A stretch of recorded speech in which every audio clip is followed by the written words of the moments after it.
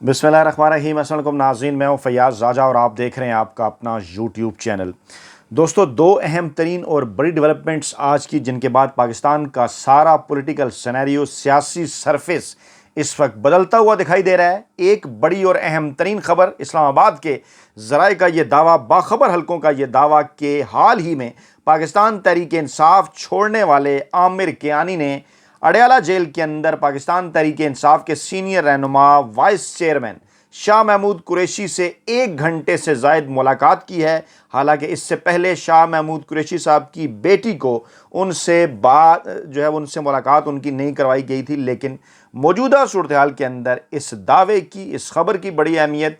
कि आमिर कियानी ने मुलाकात की शाह महमूद कुरैशी से, इसको हमने अपने ज़राए से कंफर्म किया और फिर कुछ अंदर की खबरें लेकर आए हैं आपके पास, आपके गोश गुजार करेंगे। दूसरी बड़ी और अहम तरीन डेवलपमेंट, इमरान खान का अमरीकी नशरियाती इदारे CNN को इंटरव्यू, और उसमें दो नुकात के ऊपर इंतहाई अहम तरीन बात उन्होंने की। मुस्तकबिल की अपनी पॉलिसियों के हवाले से, एक मरतबा फिर पाकिस्तान में बतौर वज़ीर-ए-आज़म इक़्तिदार संभालने के हवाले से उन तफसीलात के ऊपर भी रोशनी डालेंगे। आपको बताएंगे कि इमरान खान ने क्या कहा। लेकिन सरे-दस्त इस वक्त जो लेटेस्ट डेवलपमेंट इन दोनों चीज़ों के साथ जुड़ी हुई हमारे सामने है, वो ये कि इस वक्त पाकिस्तानी मीडिया के ऊपर गुज़श्ता तकरीबन 1 हफ़्ते से बाकायदा ये बयानिया बनाया जा रहा है, बाकायदा ये प्रोपेगेंडा बनाया जा रहा है कि शायद पाकिस्तान तहरीक इंसाफ को बड़ी तादाद में लोग छोड़कर जा रहे हैं। जैसे आज की ये खबर मैं आपके सामने रखूं कि साबिक रुकने कौमी असम्बली उस्मान तरकई का पार्टी को छोड़ने का ऐलान। अब जो है वो इसके ऊपर फ़ारूक हबीब साहब ने भी, पाकिस्तान तहरीक इंसाफ की जो बची खुची क़यादत जो इस वक्त बाहर है, उन्होंने भी ट्वीट किया कि ये तो पहले ही साइडलाइन हो चुके थे पार्टी से, शहराम तरकई साहब के पास थे तमाम तर मामलात, और इसी तरह से कराची में पाकिस्तान तहरीक इंसाफ के एक एक करके जिन लोगों को सामने लाया जा रहा है, वो तमाम के तमाम वो लोग हैं कि जिनकी ज़ाती तौर पर किसी किस्म की कोई अहमियत नहीं, कोई कारोबारी है, कोई कि जो है वो किसी और इदारे के साथ काम करता था। पाकिस्तान तहरीक इंसाफ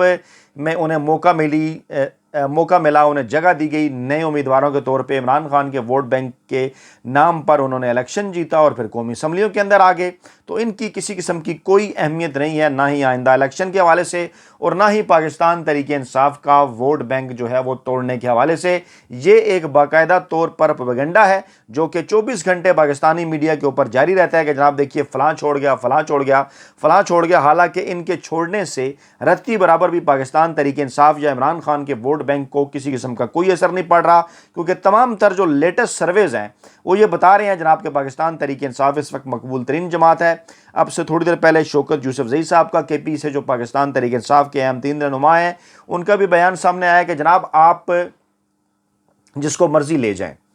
आप जिसको मर्जी पाकिस्तान तहरीक इंसाफ में से ले जाएं, लोगों के आने जाने से कोई फ़र्क नहीं पड़ता। वोट बैंक तहरीक इंसाफ का जो है वो इमरान खान का है, आप जिसको मर्जी ले जाएं, लेकिन आप इलेक्शन कराएं। आप इस मामले के ऊपर क्यों नहीं आ रहे? अगर आप इतने ही बहादुर होते, अगर आपको इतना ही होता कि पाकिस्तान तहरीक इंसाफ की मकबूलियत नहीं है, तो आप इलेक्शन की तरफ जाते। ये है अहम तरीन मामला। अब इमरान खान के उस अहम तरीन इंटरव्यू की तरफ जाने से पहले एक और जो बड़ी डेवलपमेंट वो ये कि शहबाज शरीफ साहब इस वक्त जो है वो तमाम चले हुए कारतूसों के साथ मुलाकातें कर रहे हैं।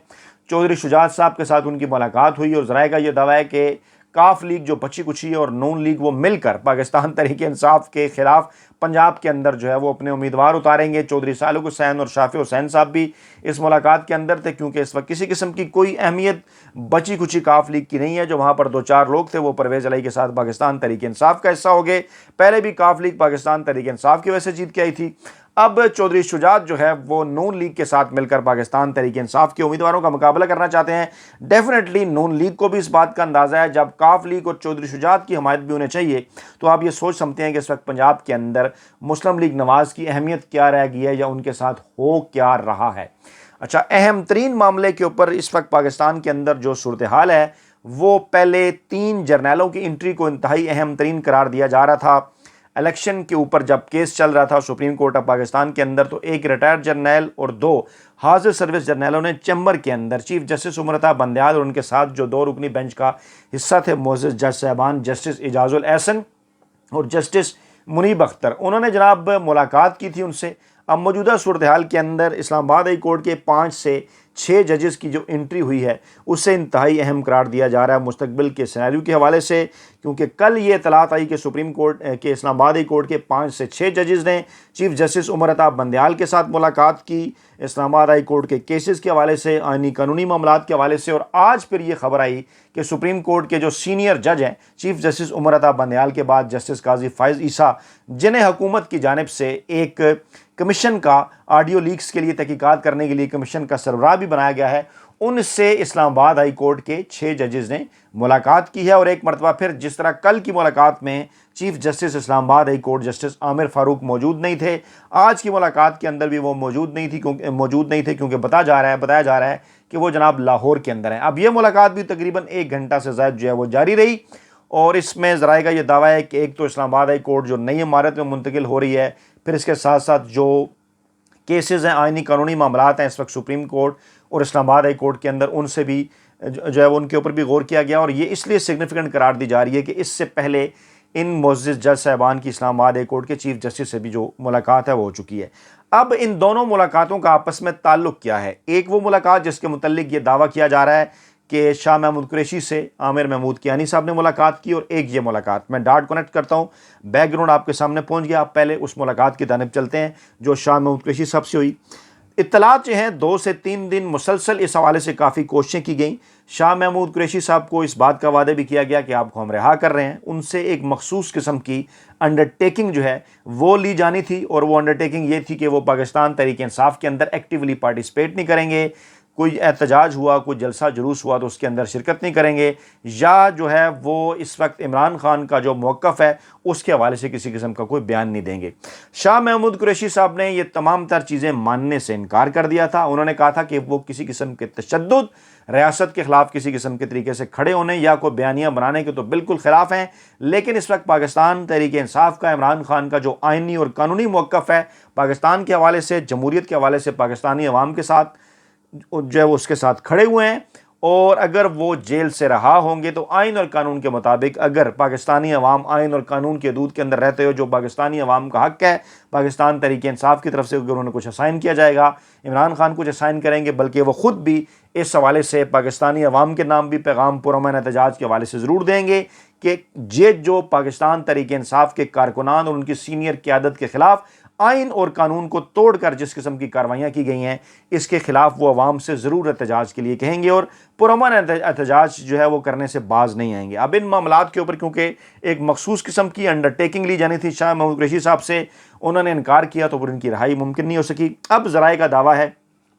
کچھ لوگوں کا یہ کہنا ہے اسلام آباد کے اندر کہ شاہ محمود قریشی صاحب کو خاص طور پہ عمران خان کے اس بیان کے بعد کہ اگر آپ یہ سمجھتے ہیں کہ میں ملک کے لیے نقصان دہ ہوں تو میں مائنس ہو جاتا ہوں، لیکن مجھے بتائیں تو صحیح کہ میرے مائنس ہونے سے پاکستان کا کیا فائدہ ہے۔ تو کچھ لوگ اب اس فارمولے کے اوپر کام کرنا چاہتے ہیں کہ پاکستان تحریک انصاف سے عمران خان کو جو ہے وہ مائنس کر دیا جائے، اور عمران خان کی جگہ شاہ محمود قریشی صاحب کو جو ہے وہ آگے لے جایا جائے۔ اس حوالے سے کچھ چیزیں بڑی کلیئر ہیں، ووٹ بینک پاکستان تحریک انصاف کا جو ہے وہ صرف اور صرف عمران خان کا ہے۔ ایسا اسی صورت میں ہو سکتا ہے کہ اگر عمران خان خود سیاست سے کنارہ کشی اختیار کر لیں اور پھر یہ کہیں جناب کہ پاکستان تحریک انصاف کو سپورٹ کریں، یا میں پریکٹیکلی سیاست کے اندر حصہ نہیں لیتا، یا شاہ محمود قریشی میرے امیدوار ہیں یا کوئی اور امیدوار ہیں، اس کے اوپر بھی لوگ دو رائے لگتے ہیں۔ وہ جو کہتے ہیں نا کہ مولے نو مولا نہ مارے تے مولا نہیں مردہ، اس حوالے سے حسن نثار اور کچھ دیگر لوگوں کا یہ کہنا ہے کہ اب تو پاکستان تحریک انصاف کے کارکنان جو ہے، پاکستان کے عام عوام، ان کا عمران خان پہ ٹرسٹ اور محبت کا ایون یہ حال ہے کہ اب اگر عمران خان خود بھی یہ بات کہہ دیں کہ جناب نہیں آپ نے پاکستان تحریک انصاف کو ووٹ نہیں دینا، تو وہ عمران خان کی بات بھی نہیں مانیں گے۔ تو کہنے کا یہ مطلب ہے کہ چاہے جتنی مرضی کوشش کر لی جائے عمران خان کو مائنس کرنے کی، عمران خان کو پاکستانی سیاست سے مائنس جو ہے وہ نہیں کیا جا سکتا۔ دوسرا ایک گروپ جس کا یہ دعویٰ ہے کہ شاہ محمود قریشی صاحب سے ملاقات کرنے کا مقصد کچھ اور ہے، کیونکہ عمران خان تک جو ہے وہ کئی انڈائریکٹ اور ڈائریکٹ پیغامات کبھی کسی بزنس مین کی طرف سے، کبھی ریٹائرڈ جرنیلوں کی طرف سے، کبھی ججز کی طرف سے پہنچائے گئے عمران خان کو بعض مخصوص معاملات پر لانے کے لیے یا ان سے کچھ منوانے کے لیے، لیکن عمران خان نے پاکستانی عوام، آئین، قانون اور جمہوریت کے اوپر سٹینڈ کا نعرہ لگاتے ہوئے کسی قسم کی کوئی بھی ایسی بات ماننے سے انکار کر دیا جو کہ پاکستان کے عوام کے حقوق کے خلاف، بیسک آئین اور قانون کے خلاف ہو۔ عمران خان کو یہ کہا جاتا رہا، نواز شریف کی واپس انٹری کے حوالے سے تو عمران خان نے کہا کہ وہ ایک عدلیہ کے پروسیس کے نتیجے میں گئے، ایک سکینڈل سامنے آیا، اس میں مجرم ثابت ہوئے، میرا اس کے اندر کیا کردار ہے، اور انہوں نے یہ بھی کہا کہ آپ نواز شریف کو واپس لائیں، ہم دونوں کے نام ECL میں ڈال دیں اور پھر دیکھتے ہیں کہ کون ملک چھوڑنے کی کوشش کرتا ہے، یعنی وہ اس بات کے اوپر بھی تیار تھے۔ دوسرا معاملہ کیا ہے؟ دوسرا معاملہ وہی کہ جو 9 مئی کے بعد جس کے اندر تیزی آ گئی کہ عمران خان جو رجیم چینج آپریشن کے حوالے سے ذکر کیا کرتے ہیں یا وہ جو احتساب کی بات کرتے ہیں اداروں کے اندر، اس سے وہ پیچھے ہٹ جائیں، اور خاص طور پر کچھ لوگ یہ گارنٹی لینا چاہتے ہیں کہ پاکستان میں گزشتہ برس اپریل کے مہینے میں پاکستان کے اندر غیر آئینی اور غیر قانونی طریقے سے جو عمران خان کی حکومت گرائی گئی، ہٹائی گئی، جس کو رجیم چینج آپریشن کا نام دیا جاتا ہے، اس حوالے سے جو ہے وہ عمران خان بات کرنا چھوڑ دیں، اور پھر کچھ اس قسم کی گارنٹیز جو کہ نون لیگ نے موجودہ اسٹیبلشمنٹ کو کے کان بھی بھرے اور ان کو ڈرایا بھی۔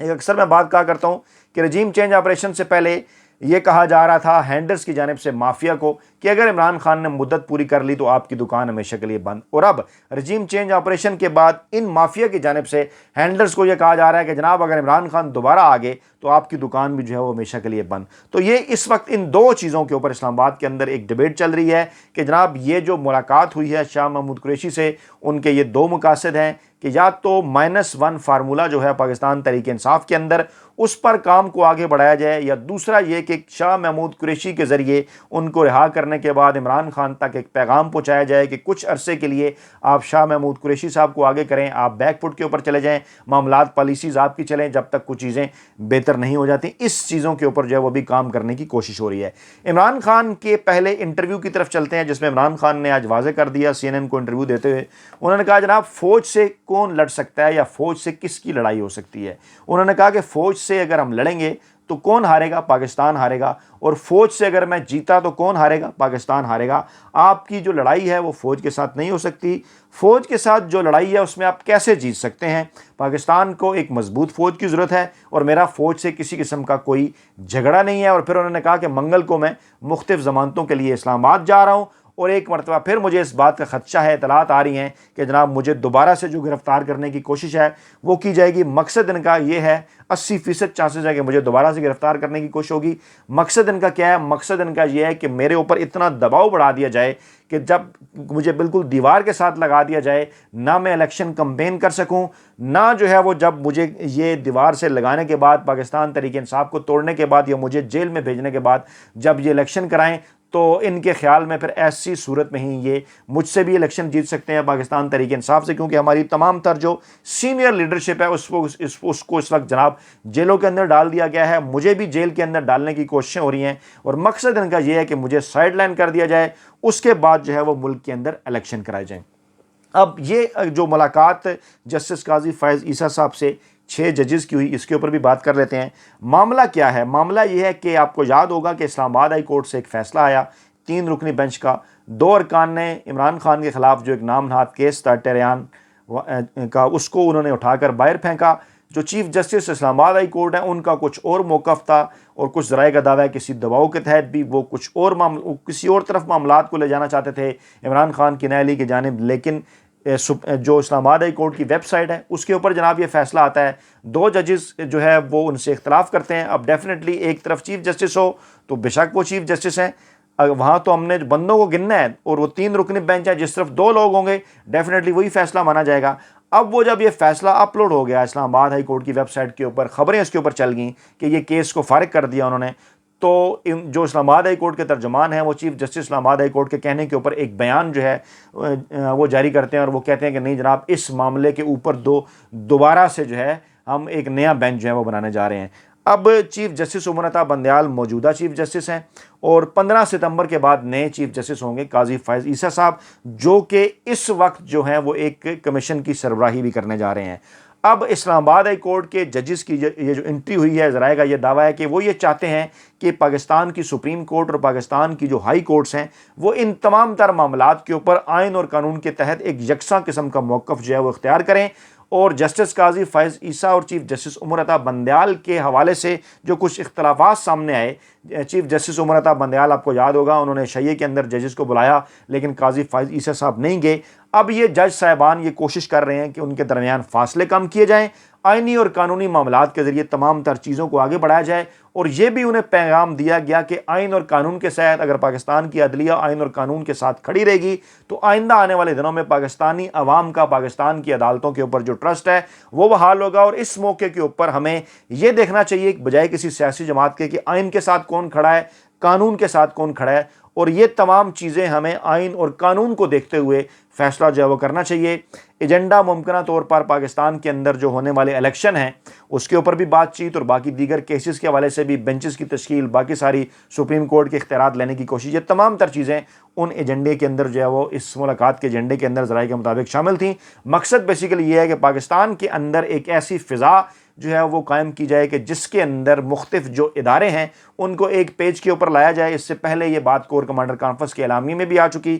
سپریم کورٹ کے چیف جسٹس بھی کہہ چکے, اور اب جہاں پر انہیں تھوڑا بہت اختلافات کسی جگہ نظر آ رہے ہیں ان کو بھی وہ فل اپ کرنے کی کوشش کر رہے ہیں. اور کچھ ذرائع کا یہ بھی دعویٰ ہے کہ ان دنوں کے اندر عمران خان کے ساتھ سپریم کورٹ آف پاکستان اور GHQ کی جانب سے بھی کچھ بالواسطہ رابطے ہوئے ہیں, اور وہ رابطے کس حوالے سے ہیں؟ وہ رابطے اس حوالے سے ہیں کہ عمران خان کو دیگر جو سیاسی جماعتیں ہیں ان کے ساتھ جو ہے بٹھایا جائے اور براہ راست سے کہا جائے کہ عمران خان براہ راست ان کے ساتھ مذاکرات کریں, جس پر عمران خان یہ بات کہہ چکے ہیں کہ اگر وہ قومی اسمبلی کے اندر جاتے بھی ہیں تو معاملہ جو ہوگا وہ صرف یہی ہوگا کہ الیکشن پاکستان کے اندر کب ہونے چاہیے. باقی تمام تر معاملات کے اوپر فواد چودھری صاحب پہلے روشنی ڈال چکے ہیں کہ کس طرح سے آئینی قانونی ترامیم ہو سکتی ہیں, لیکن عمران خان کا بھی وہی مطالبہ ہے کہ ملک کے اندر فوری طور پر جو ہے وہ الیکشن کی طرف جایا جائے. اپنا بہت خیال رکھیے گا, دعاؤں میں یاد رکھیے گا. نئی ویڈیو کے ساتھ جلد حاضر ہوں گے. اللہ نے کے بعد.